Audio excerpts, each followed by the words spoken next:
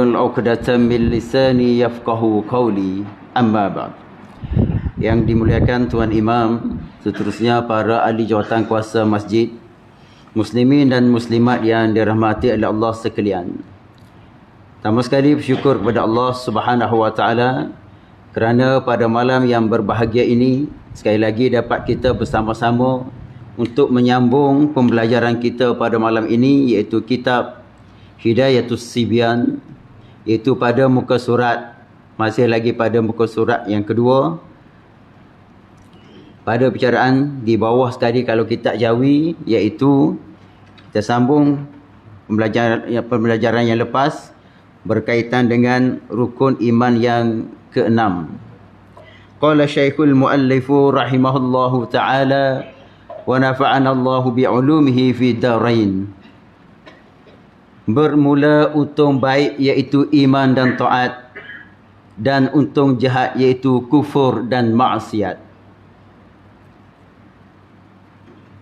Sebagaimana sambungan kita pada malam yang lalu, masih di bawah pembicaraan berkaitan dengan rukun iman yang keenam. Rukun iman yang keenam ini ramai yang tergelincir silap faham. Yang kita berada sekarang bulan Safar. Bulan Safar ni terkenal lah. Kalau Arab jahiliah dulu dipanggil bulan Majal. Majal tahu kan? Bulan sial. Bulan Majal kalau zaman dahulu. Jadi kalau kita pegang bahawa bulan itu yang mendatangkan Majal, itu bahaya dari segi akidah. Sebab mitos daripada Arab jahiliah dahulu, dia mengatakan bahawa bulan ni bulan Majal. Sehingga kan ada berlaku di tempat kita zaman dahulu lah. Dia akan mandi bulan Safar.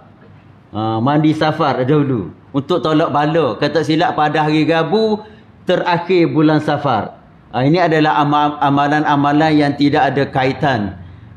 Nak tolak, mulai tolak bala. Sebab itulah bulan ni dia tidak ada membawa majal. Bulan tidak membawa majal. Begitu juga hari-hari ya Allah Subhanahu wa taala jadikan tidak ada mendatangkan majal. Apa-apa yang kita lakukan, kita sentiasa berikhtiar kepada Allah Subhanahu wa taala. Setiap perjalanan kita mulakan dengan subhanallazi sakhkhara lana hadza wa ma kunna lahu muqrinin. Kita baca bila nak musafir ataupun mulakan perjalanan, dan kita nak melangkah kita baca bismillah. Dan kalau ketetapan Allah Subhanahu wa taala yang berlaku kepada kita, itu kita tidak boleh lagi. Cuma kita bermohon kepada Allah, itu adalah saranan kepada Allah Subhanahu wa taala. Setiap yang kita lakukan pasti ada balasan di sisi Allah Subhanahu wa taala. Jadi kalau bulan Safar ini mengatakan bahawa kalau orang jahiliah dulu dia tak kahwin bulan Safar. Sebab dia kata boleh mendatangkan majal.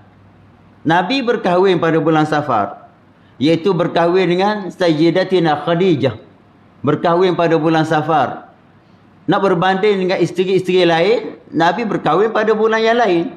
Tetapi berkahwin dengan Siti Khadijah, Allah Subhanahu wa taala kurniakan kepada Nabi 6 orang anak. Anak Nabi ni 7 orang. 3 laki-laki, 4 perempuan. Tapi salah seorang yang ketujuh, yang 7 tu Ibrahim. Ibrahim bukan anak dengan Khadijah. Dia adalah anak kepada Maryah Qibtiyah. 6 orang saja bersama Khadijah. Dan Nabi berkahwin pada bulan Safar dengan Khadijah. Kalau orang Arab ni bulan Safar ni adalah tidak digalakkan kahwin. Ni mitos Arab, kepercayaan dia bahawa mendatangkan sial ataupun majal. Dan itu juga yang berlaku kepada Sayyidina Ali berkahwin dengan Fatimah Az-Zahra. Juga berkahwin pada bulan Safar. Bulan Safar, takut orang kita dulu tak nak nak kahwin. Tunggu bulan-bulan tertentu. Sekarang ni rasa tak ikut mana dah. Ikut sekarang ni bila cuti sekolah. Kalau dulu kira hari, sekarang ni bila tengok cuti sekolah nak buat kahwin. Kalau dulu, pikat-pikat dulu, dia agak berkira. Dan Sayyidina Ali dengan Fatimah juga berkahwin, iaitu pada bulan Safar. Lahir anak iaitu Hasan, Husin, Muhsin dan juga Ummul Kalsum. 4 orang anak. Berkahwin bulan ni jugalah. Dan bulan ni juga, bulan Safar ni, sebagaimana kita sebut pada pembelajaran kita yang lalu, Nabi SAW, dia mula hijrah, keluar daripada rumah dia pada bulan Safar. Bulan lepas kan. tahun hijrah bermula pada bulan Muharram. Nabi keluar bukan pada bulan Muharram. Nabi keluar adalah bulan Safar, iaitu pada 26 ataupun 27 Safar. Nabi keluar pada rumah dia. Nabi keluar pada rumah dia, dan perjalanan Nabi sehingga sampailah ke Madinah pada bulan Rabiul Awal. Dan bulan ini, kalau kita tengok bulan ini juga, orang Arab Jahiliyah dia panggil bulan Safar. Safar ni asalnya sifar. Sifar ni kosong. Sebab apa? Sebab dia kosong rumah dia, nak pergi serang orang lain. Sebab apa nak serang? Orang Arab ni kerjaan dia tak macam kita. Tak ada nak bertani. Tanah dia bukan untuk pertanian. Tak ada kerja pejabat. Jadi dia nak perang untuk cari harta. Dah dia tak perang berapa bulan dah. Dah kita belajar dahulu. Sebelum tak perangnya, bermula dengan bulan Zulhijjah lagi tak perang. Zulkaidah, Zulhijjah. 2 bulan dah. Sebab larangan Zulhijjah orang mari nak buat haji. Zulkaidah orang mari nak buat haji. Zulhijjah buat haji. Muharram nak balik. Dia 2 bulan ni ketak lah nak perang ni. Nak perang sangat-sangat ni. Sehingga kan dia tukar. Dia kata bulan haram ni bulan biasa boleh perang. Sebab lama sangat dah tak perang. Ini perang orang Arab. Jadi dia kata bulan Safar pula, bulan hak tak boleh perang. Dia tukar begitu. Ini perang orang Arab ni. Sebab apa? Sebab lama sangat tak perang. Orang Arab ni kalau perang tu dia panggil budaya zaman dahulu. Sebab tu kalau kita tengok perang zaman dia tu, dia nak kepada anak lelaki tu sebab semangat perang dia tinggi. Bila ada anak lelaki, maka kekuatan kabilah tu tinggi. Dia suka belah anak angkat dan sebagainya. Sebab apa? Dia boleh mewarisi kabilah dia. Itu antara orang Arab. Dia nak kosong rumah dia, boleh panggil Safar. Dan gitulah. Sebab tu dia kata bulan Safar ni, dia tak ada lah membawa siar, tidak bawa majar, dan tidak ada benda-benda yang berdatangkan mudarat. Cuma orang Arab Badui, seorang Al-Arabi ni jumpa Nabi. Nabi kata bulan ni tak ada jaket apa-apa pun. Jadi Badui tu tanya, dia kata, apa utuh aku kurung sekali hak nyakit kurak tu, tiba-tiba ada nyakit. Dia kata, mu kata bulan ni tak bawa nyakit, tak jaket. Tapi aku kurung utuh aku. Kalau kita tengok kaki mulut, kalau kubah lembu zaman dulu. Kaki, mulut, kuku. Tu tak penyakit. Kanak-kanak pun kena juga. Hak biasa umur 9 tahun ke bawah. HMFD dia panggil. Jadi, dia kata jaket juga. Nabi bertanya balik. Dia jaket. Hak mula-mula kena tu jaket dengan siapa? Dia kata, hak sakit tu jaket dengan hak lain. Dah hak mula-mula kena tu jaket dengan siapa? Hak mula-mula sekali kena jaket dengan siapa? Nak ceritanya, hakikatnya, sebarang penyakit itu datang daripada Allah Subhanahu wa ta'ala. Tu antara. Kita baru ni COVID lagi tu. Kan kena pakai mah tak boleh dekat. Itu ikhtiar syarak. Tetapi hakikat sebenarnya, perkara tu datang daripada Allah Subhanahu wa ta'ala. Tu yang kita belajar pada malam yang berikutnya, malam-malam sebelumnya kita belajar bahawa sesuatu yang berlaku itu datang daripada Allah Subhanahu wa ta'ala. Dan pada bulan Safar ini jugalah Nabi kita bermula sakit. Jatuh sakit. Sakit itulah katanya di pada bulan Safar selama 14 hari Nabi sakit. Sehinggalah meninggal dunia pada bulan Rabiul Awal. Jadi Imam Malik dia menolak. Sebab apa? Orang Arab kata Safar ni asal daripada bulan ni. Dia kata ada cacing besar dalam perut boleh jakit kepada orang. Dia tolak, tak ada penyakit tersebut. Tu antara tolak pada bulan Safar. Ini antara orang-orang Arab ni, dia percaya kepada benda-benda mitos, kepercayaan Arab Jahiliyah. Samalah kita pun terkesan. Kalau zaman dahulu, percaya kepada buratu. Kan? Sini panggil dia buratu geduk. Kau kukuk sini. Hak bunyi, adalah bunyi macam-macam. Orang tanya, kalau kampung saya tanya, siapa nak mati?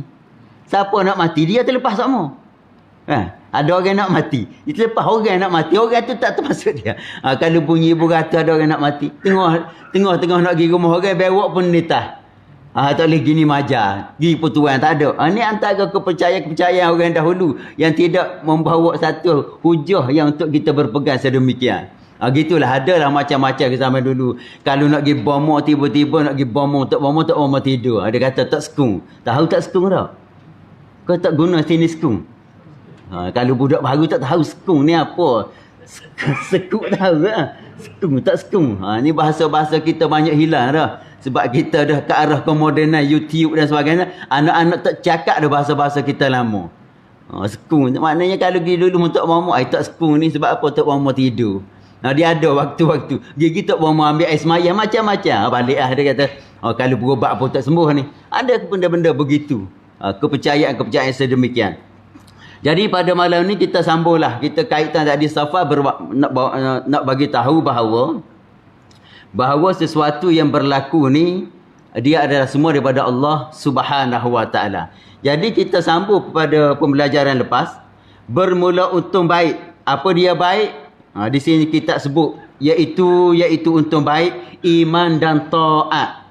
Jadi baik itu iman dan taat. Taat seseorang, beriman seseorang adalah daripada Allah Subhanahu Wa Taala. Dan untung jahat iaitu untung jahat apa dia? Kufur dan maksiat. Seseorang tu jadi kufur, seseorang tu melakukan maksiat juga daripada Allah Subhanahu Wa Taala. Sebab apa? Ini yang kita nak faham. Ini fahaman Mu'tazilah. Mu'tazilah ada fahaman dia kata benda jahat Allah tak buat. Benda jahat Allah tak buat. Tuhan buat benda baik sahaja. Jadi kita tanya, syaitan tu baik ke jahat? Syaitan jahat, adakah Allah tak buat? Syaitan Allah buat. Dia kata kalau Allah buat benda jahat, tiba-tiba buat benda jahat tadi, bukan manusia buat sendiri, Tuhan buat, di akhirat masuk neraka, tu Tuhan tu zalim lah. Dia buat, dia pun masuk ke orang tu dalam neraka. Itu pegangan Mu'tazilah. Sedangkan kita kena pegang semua yang berlaku. Ahli sunnah menyebut segala yang berlaku baik buruk. Itu terjemah apa baik, apa itu buruk. Baik itu iman dan taat. Jahat apa dia? Kufur dan maksiat. Semuanya daripada Allah Subhanahu Wa Taala. Lalu kita tanya, kenapa Allah jadi kufur seseorang? Kenapa Allah menjadikan seorang itu melakukan maksiat? Waktu kita tak boleh. Itu rahsia Allah. Ada hikmah di sisi Allah Subhanahu Wa Taala.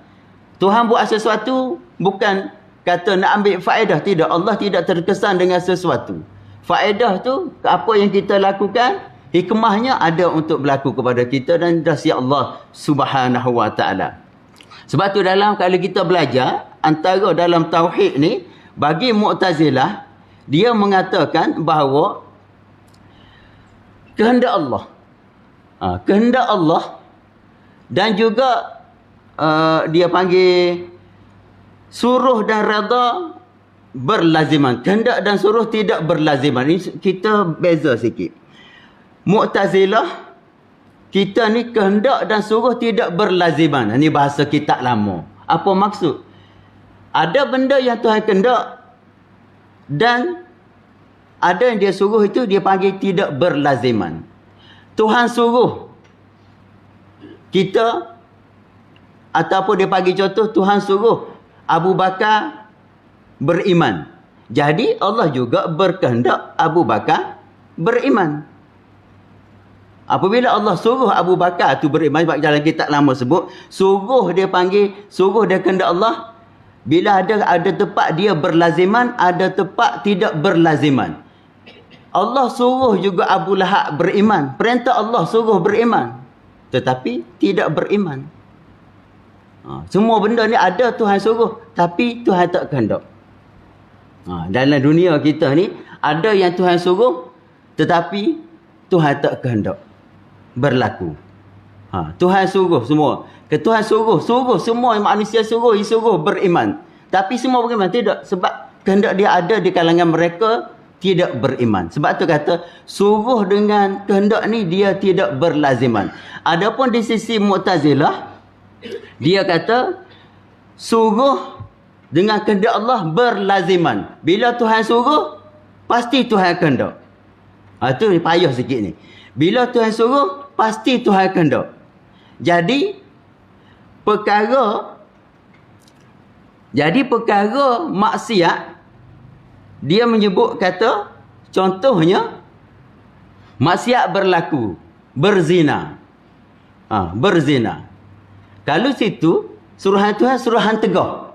Tegah berlaku, tegah untuk tidak melakukan zina. Tetapi ada orang melakukan zina. Sebab itu kehendak Allah. Tuhan tegur. Patut kalau Tuhan tegur, tak berlakulah.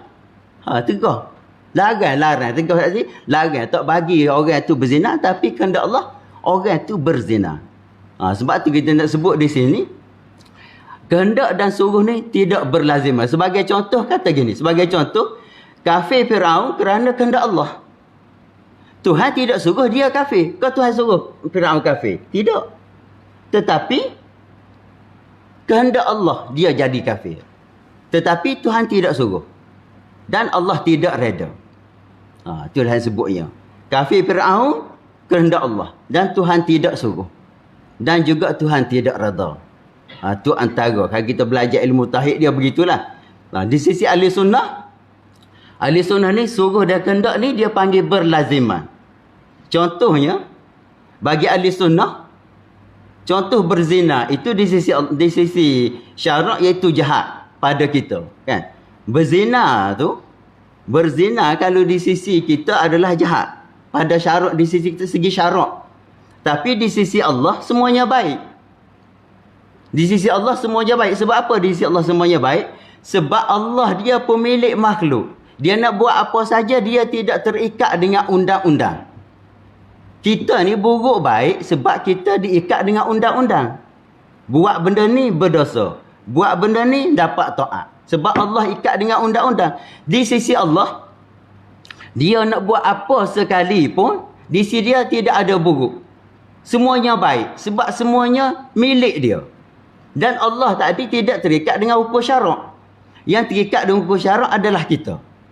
Terikat dengan hukum syarak ni adalah kita.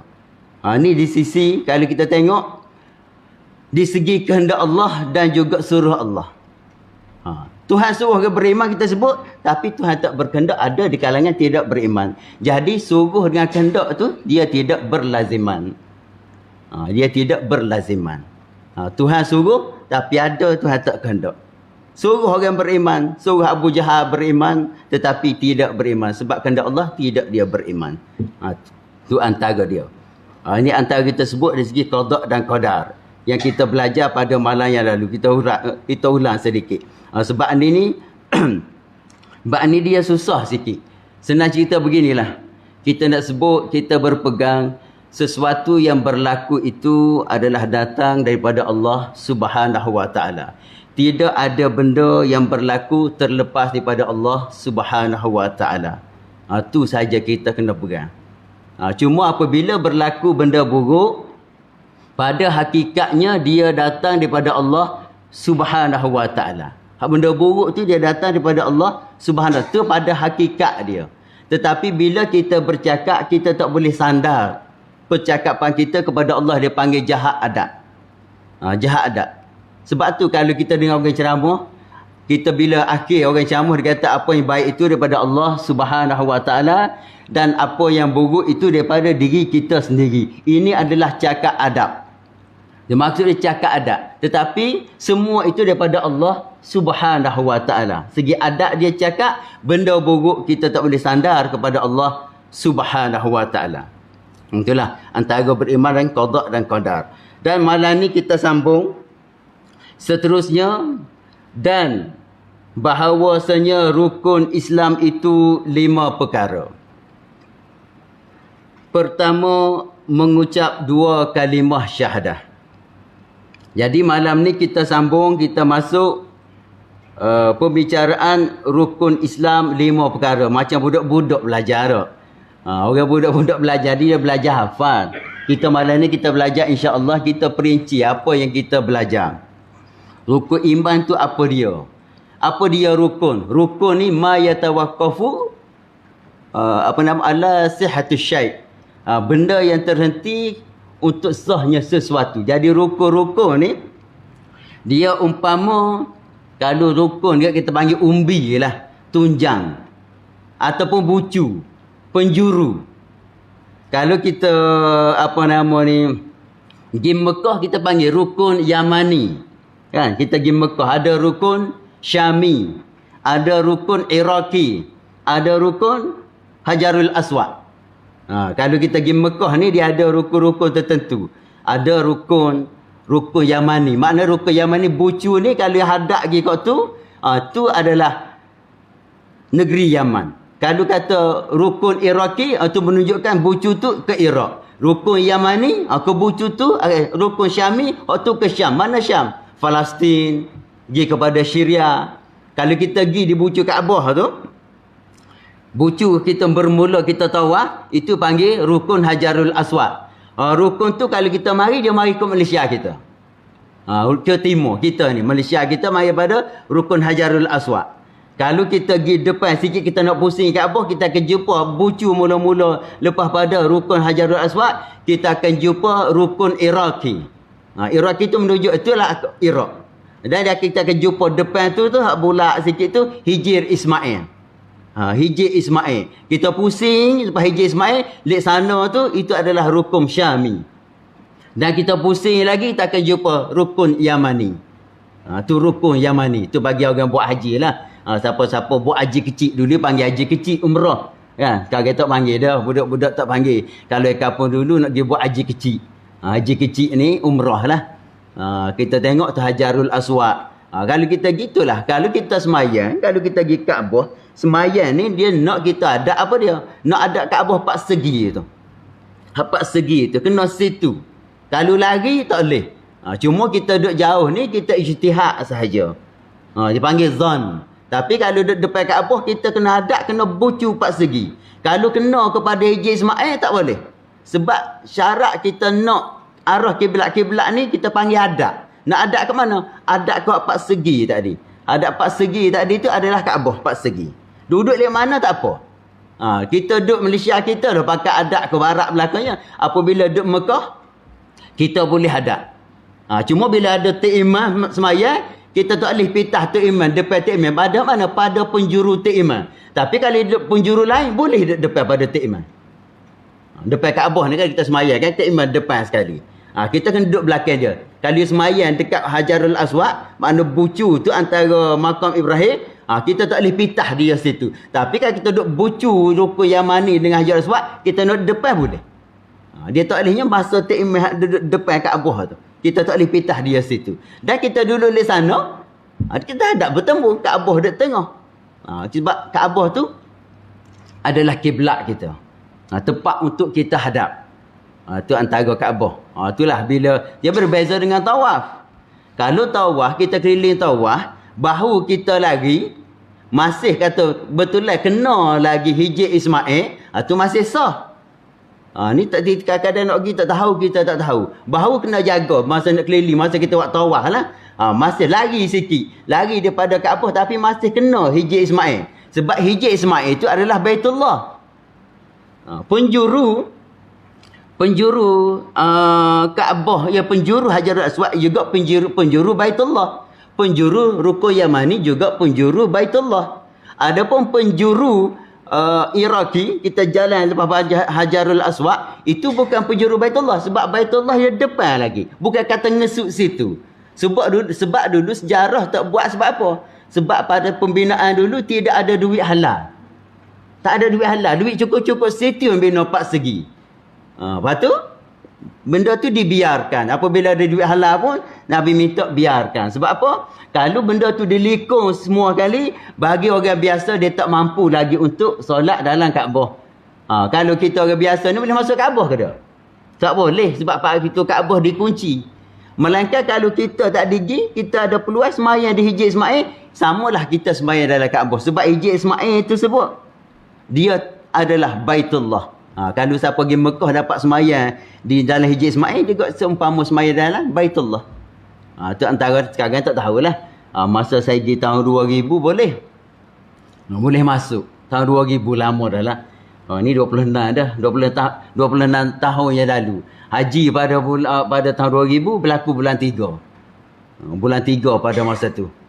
Saya pergi dulu dengan kawan-kawan daripada Mesir, pakat 20 orang pergi sendiri. Minta visa daripada kerajaan Arab Saudi, pergi sendiri naik kapal laut 3 hari 2 malam. Pergi sendiri ke Mekah. Pada tahun 2000, umur pun muda lagi, gagah lagi masa tu. Kata umur tak reti lelah. Umur tak reti lelah ke masa tu. Tak tahu penat. Tapi bekerja haji begitulah. Haji ni dia buat bekerja dengan tenaga. Dia bukan bacaan semata-mata, dia guna tenaga. Tambah-tambah tawaf. Tawaf tu agak mencabar. Dan juga satu lagi, kalau masa saya pergi dulu, dia nak melontar. Masa tu tak ada banyak tingkat lagi. Mencabar dua lah, tawaf dan juga melontar. Sa'i tidak mencabar sangat, cuma jarak lah untuk orang tua. Mencabar tawaf ni sebab rapat sangat pada masa tu. Sekarang suasana, wallahualam dah banyak tahun tak pergi. Sebab itulah kata, itulah antara kalau kita tengok, antara kalau kita buat haji, Hijri Ismail tu, kalau kita lari masih kena Hijri Ismail, tawaf tu masih sah.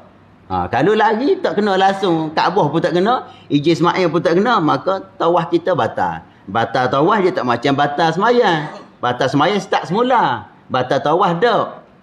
Batal tawaf kita batal yang keberapa? Dua dah lepas dah, yang ketiga batal. Kita cukup start mula Hijri Ismail kak, baru jadi 3 balik. 4. Dia bukan kata kena buat mula dah lah. Habis itu. Dan kita masuk tadi, kita masuk dalam kata mengucap 2 kalimah syahadah yang pertama tu. Mengucap 2 kalimah syahadah, iaitu yang pertama, iaitu tertentu bagi orang yang kafir yang menghendaki masuk Islam. Dalam kitab kita dia tak sebut. Dalam kitab kita terlalu ringkas. Kitab kita ni ringkas sangat. Dia sebut macam mana? Dia kata hanyalah mengucap 2 kalimah syahadah sahaja. Dalam kitab Faridatul Faraid dia sebut tertentu untuk orang nak masuk Islam. Jadi kita orang Islam ni wajib tak kita mengucap? Kita orang Islam ni wajib tak kita mengucap? Tak wajib. Kita orang Islam ni tak wajib. Cuma sunat kita mengucap sekali. Sebab apa? Sebab dalam mazhab Maliki wajib mengucap sekali. Hak luar ibadat. Tuntutan mengucap wajib sekali. Ada pandangan dalam mazhab Maliki wajib mengucap sekali. Cuma mazhab kita pun disunatkan kita juga mengucap sekali seumur hidup. Kita mengucap banyak dah. Kan dalam semaya berapa kali mengucap? Tadi 2 kali mengucap dah. Hak tu mengucap kewajipan melaksanakan ibadat sembahyang. Hak ni kata hak luar suku Sakak. Hak luar suku Sakak ni, kewajipan hak luar suku Sakak ni. Dia kewajipan dia, di antara dia kata untuk orang peluk agama Islam. Untuk kita tak wajib. Walaupun dilahirkan tak kenal, ngucap pun tak erti.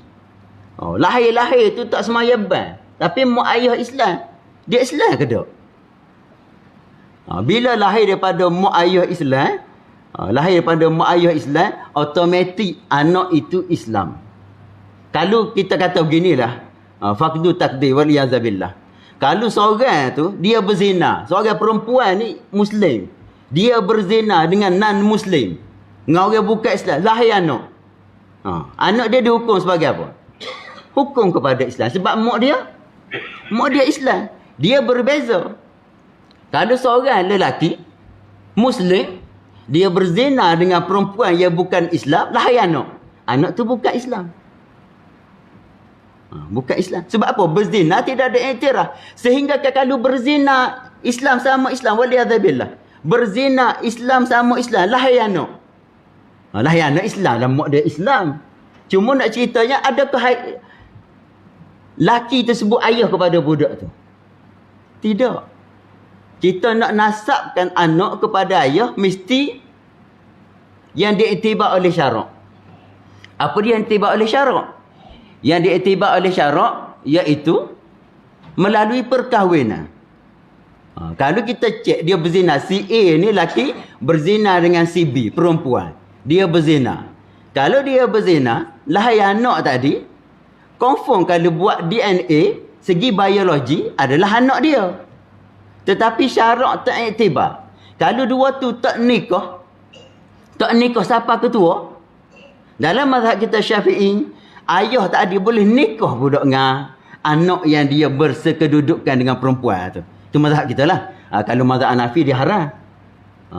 Contohnya, zaman muda dia berzina dengan seorang perempuan. Lahir anak puan.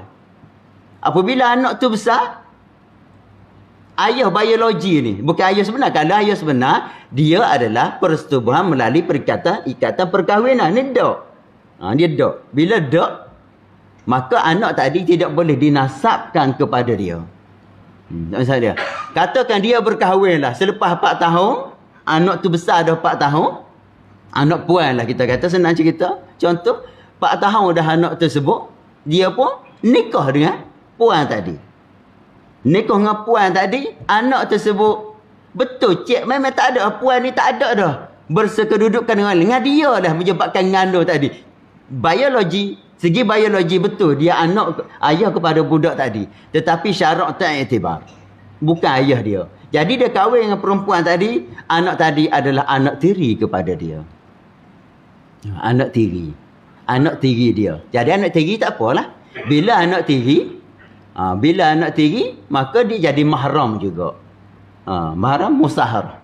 Jadi dia berambilan, maknanya dia panggil anak kepada bintu mautu'ah, perempuan yang disetubuhi. Jadi setubuh bini dia tadi, anak tadi adalah anak tiri dia. Jadi aurat sama seperti anak biasa lah. Dia tak boleh kahwin dah. Dan apa lagi? Aurat dia pusat hingga lutut. Begitulah. Cuma hati-hati orang kita satu yang yang kita agak keliru sikit macam ni.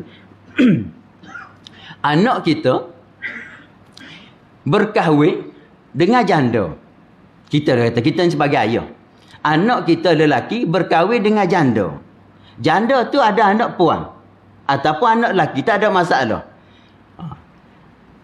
Kita kena ingat, kalau anak kita tadi berkahwin dengan janda, janda tu ada anak puan lah kita kata. Kita dengan budak puan tu, kita bukan mahram. Kita kata, siapa ni cucu tiri? Tidak, itu bukan cucu tiri. Cucu tiri hak mana? Cucu tiri anak kita tadi, bila dia kahwin dengan janda, dapat anak. Anak tu anak tiri. Kalau anak tiri tu berkahwin, baru cucu tiri kepada anak kita. Dia bukan kepada kita. Boleh faham tak? Belik sikit ni, payah nampak ni. Anak kita, dia kahwin dengan janda. Janda ada anak. Anak puan lah kita sebab kita contoh lelaki. Jadi, anak puan tadi, anak tiri kepada anak kita, dengan kita tak boleh ni cucu tiri, tidak. Kita tidak ada kaitan dengan perempuan tersebut.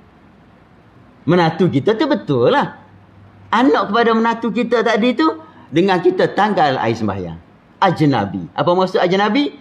Ajnabi ni, kita boleh kahwin. Toki tu boleh kahwin. Bukan toki pun, orang suku sakak. Cuma anak kita tadi, bila dia kahwin tadi, ada anak tiri dia. Kemudian anak tiri dia pula kahwin dapat cucu. Tu cucu tiri dia. Betul untuk anak kita. Kita tidak. Melainkan kita, contoh kita kahwin dengan janda. Contohlah. Kahwin dengan janda, ada anak puan. Jadi anak puan tadi dengan ayah kita tak ada kaitan. Tak ada kaitan. Tak boleh nak pergi salam sebagaimana cucu lain. Bukan cucu tiri dia. Tak ada. Tak ada kaitan.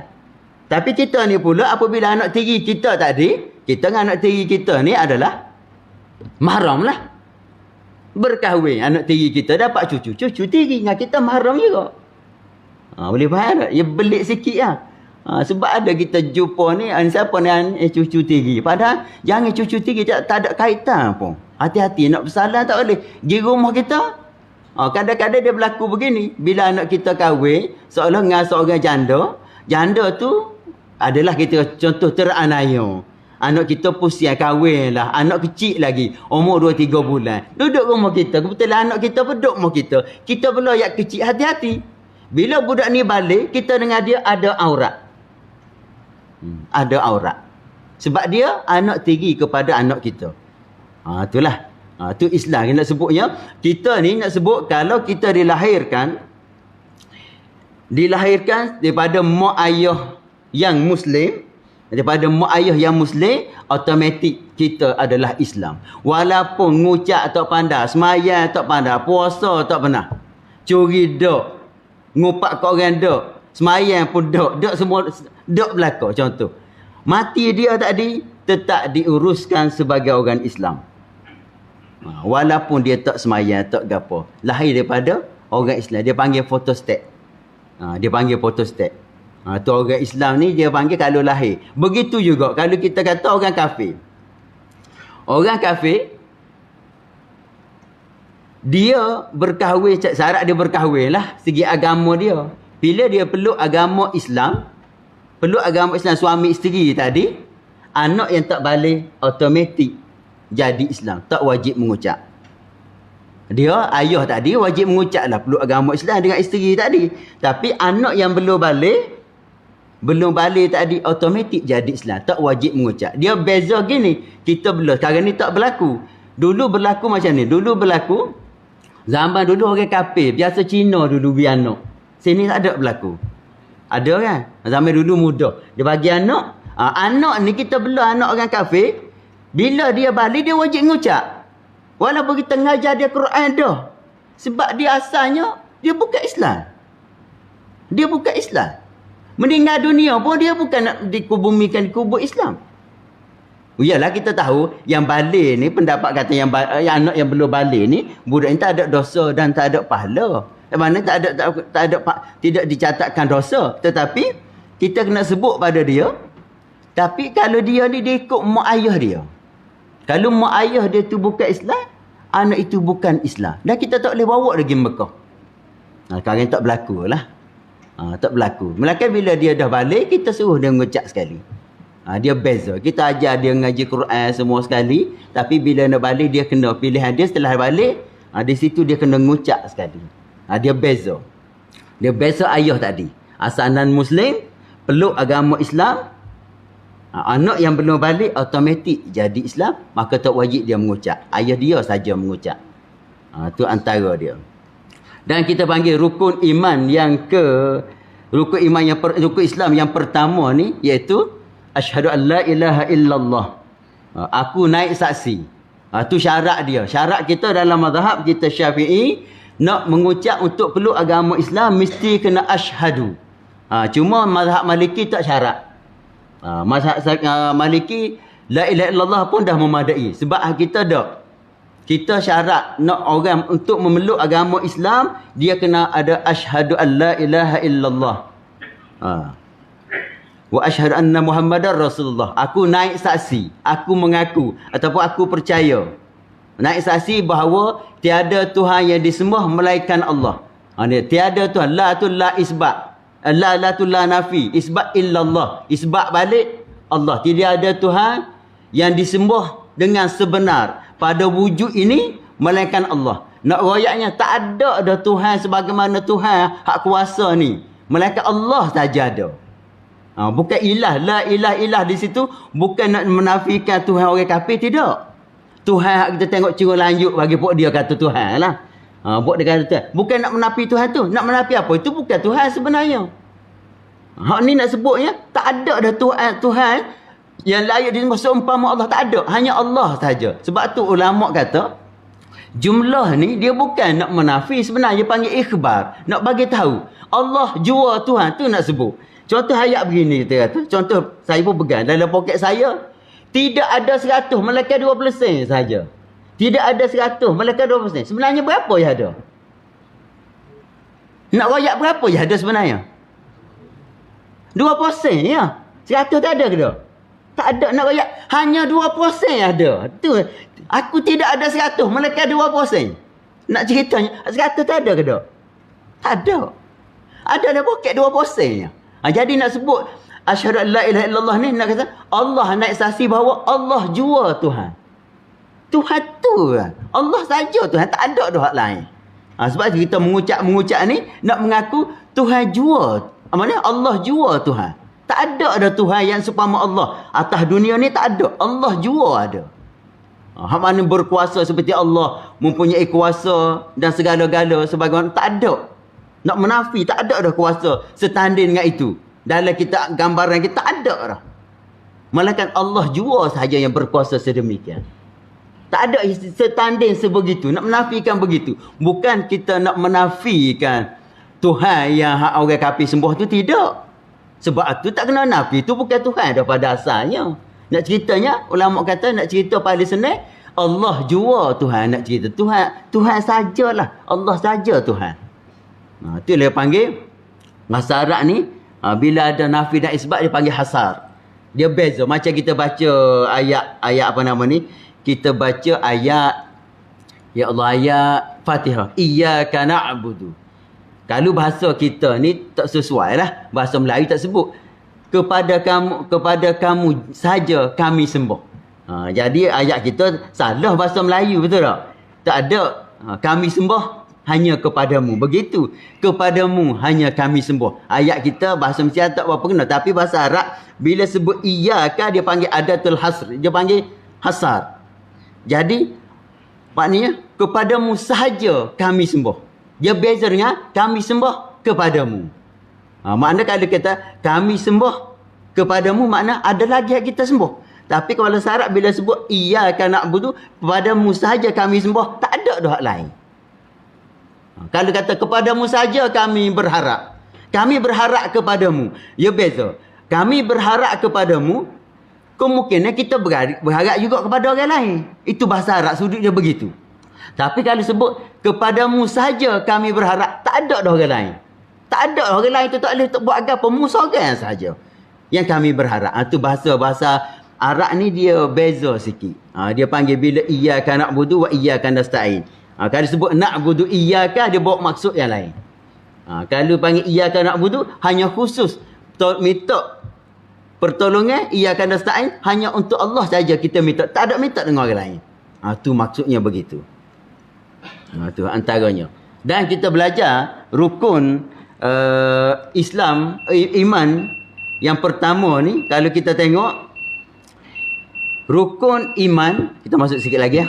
Rukun iman dan Islam ni syarat untuk sah iman, untuk sah agama kita adalah iman dan Islam. Untuk sempurna agama adalah ihsan. Apa dia? Kita dah belajar rukun iman. Iman ni benda hak kita bulat dalam hati, yakin dalam hati, itu iman. Islam ni pengakuan zahir. Zahir kita mengaku segi zahir. Sebab tu kalau orang tu tak mengucap, kita tak boleh hukum dia Islam. Tak boleh. Sebab syarat nak jadi Islam, dia kena mengucap secara zahir, baru kita ukur dia Islam. Walaupun dalam hati dia tak percaya. Contohlah kita kata begini. Sebab Islam dengan iman ni dua perkara berbeza. Dia mari nak masuk Islam, mengucap. Mengucap tadi bukan dia nak peluk agama Islam, tapi dia kata nak kepada perempuan Islam. Hati tak percaya pun dia masih berpegang. Tapi hukum zahir kita, dia Islam ke tak? Dia ada Islam. Kalau dia meninggal dunia, apa kita buat? Diuruskan seperti biasa. Kalau dalam hati dia tak percaya, itu serah kepada Allah. Kita hanya hukum zahir sahaja. Bila dia mengucap saja, kita kata dia mengucap ni kan dia nak kahwin lah. Tak boleh. Kita tak boleh buat tu dah. Sebab dalam hati dia kita tak nampak. Bila dia mengucap, maka dia adalah orang yang Islam. Bila berlaku kematian, diuruskan sebagaimana orang Islam. Hak dia tak percaya, itu dia dengan Tuhan. Sebab itu dalam Islam kita begitu juga. Contoh, kita bagi contoh. Orang ni membaca sendiri. Sekarang ni zaman internet kita kata. Dia hidup dalam keluarga yang kuat agama selain pada Islam. Kita kata Buddha ke, Kristian ke. Dia baca buku, dia percaya bahawa Nabi Muhammad itu adalah Nabi Allah. Dan Nabi-Nabi lain juga Nabi Allah. Nabi Isa bukan Tuhan. Walaupun dia ada asal beragama Kristian. Tapi melalui pembacaan dia percaya bahawa Nabi Isa itu adalah Rasulullah. Sebagaimana Nabi Muhammad. Dan Nabi Muhammad pun surah Allah. Dan Allah saja layak disembah. Tapi dia tak mengucap. Dia tak mengucap. Sebab apa kengkangnya? Kalau mengucap, mak ayah dia tahu, mungkin dia dihalau, mungkin diseksa, mungkin dikurung. Di situ kalau berlaku kematian kepada orang tersebut, zahir diuruskan sebagaimana orang kafir. Tetapi di sisi Allah, dia adalah orang yang beriman. Hukum dunia, sebab dia tak mengucap, dia diuruskan sebagaimana orang kafir. Di sisi Allah, dia adalah orang yang beriman. Itu beza dia. Sebab iman ni, antaranya bulat dalam hati. Tapi nak terikat dengan hukum Islam, zahir dia kena dia mengucap. Baru kita boleh praktik hidup dia sebagaimana orang Islam. Kita nak bagi zakat pun boleh. Kita nak buat apa-apa berkaitan dengan boleh. Sebab dia mengucap. Walaupun dia tipu dalam hati lain, tidak. Dia panggil di segi Islam, dia ambil hukum zahir sahaja, maka dia adalah orang Islam. Itulah antara yang dapat kita bincang malam ni. Antaranya rukun Islam ni, antaranya beza untuk orang kafir. Apabila nak meluk agama Islam, wajib mengucap 2 kalimah syahadah. Wajib mengucap 2 kalimah syahadah. Dan mengucap tu asyhadu an la ilaha illallah, mesti ada asyhadu. Dan wa asyhadu anna Muhammadar Rasulullah. Yang begitu mengucap tu ada antaranya dalam solat. Dan solat tu adalah rukun daripada solat. Tahiyat akhir itu adalah rukun. Cuma dalam lafaz kita tahiyat akhir, mengucap lafaz dia adalah asyhadu an la ilaha illallah wa anna muhammadar rasulullah dah sah. Untuk dalam tahiyat akhir. Tahiyat akhir kita ni hak wajib kita baca, kita sebut sikit sebab ada lafaz lafaz kita panggil tasyahud tu. Sebab apa? Hak wajib dia at-tahiyatu lillah. Itu yang wajib. At-tahiyatu lillah. At-tahiyatul al-mubarakatus salawat itu sunat saja. Hak wajib at-tahiyatu lillah. Salamun alaika. Tak kata assalam betul. Hak wajib dia salamun alaika ayyuhan nabiyyu wa rahmatullahi wa barakatuh. Salamun alaina wa ala ibadillahis salihin. Asyhadu an la ilaha illallah wa anna muhammadar rasulullah. Itu saja yang wajib.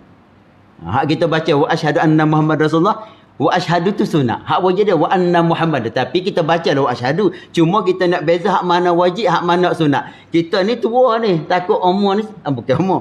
Nafas ni semakin sikat. Nak baca at-tahiyatul mubarakatus salawatut tayyibatul lil tak lagi. Tak ada nak landing. Sedangkan lillah tu hak wajib. Kita pun tahu dah. Zaman muda dulu kita baca tapi tua tak mampu dah. Sepuk tu kuat. Kita pun at-tahiyatul lillah. Selamat. Jangan ada at-tahiyatul mubarakatus salawat. Tak bunyi. Sebab syarat kita mesti bunyi mulut. Hak wajib tadi. Bacaan mesti dengar untuk telinga kita. Kalau gerak bibir saja, mazhab kita tidak sah. Rukun qauli yang ada 5 tu. Fatihah, kan? Rukun takbiratul ihram, Fatihah, apa lagi? Tasyahud, selawat, salam. 5 ni kita kena bunyi. Kalau gerak mulut saja, mazhab kita tidak sah. Kena bunyi, jangan bunyi kuat. Bunyi kuat ganggu orang tepi. Kalau orang tu boleh tekak ada ulang at-tahiyat dia, kita baca at-tahiyatul mubarakah. Ni dia at-tahiyat dia berulang. Tu jatuh haram pula. Solat sah haram mengganggu orang. Sebutnya kalau dalam lafaz tahiyat, lafaz tasyahud dalam sembahyang, iaitu asyhadu an la ilaha illallah wa anna muhammadar rasulullah, itu yang wajib. Adapun untuk masuk Islam, dia tak boleh guna tu. Dia kena asyhadu an la ilaha illallah wa asyhadu anna muhammadar rasulullah. Kena penuh. Itu bagi orang yang memeluk agama Islam. Jadi setakat itulah dapat kita kongsikan malam ni. Dan kita sambung pada malam berikutnya. Itu yang keduanya, mendirikan akan sembahyang 5 waktu. Wallahu a'lam.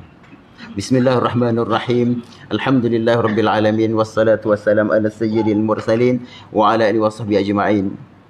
اللهم فقهنا في الدين وعلمنا الحكمة والتأويل ربي زدنا علما وإيمانا يقينا وارزقنا فهما ربنا آتنا في الدنيا حسنة وفي الآخرة حسنة وقنا عذاب النار وصلى الله على سيدنا محمد وعلى آله وصحبه أجمعين والحمد لله رب العالمين. تقبل الله.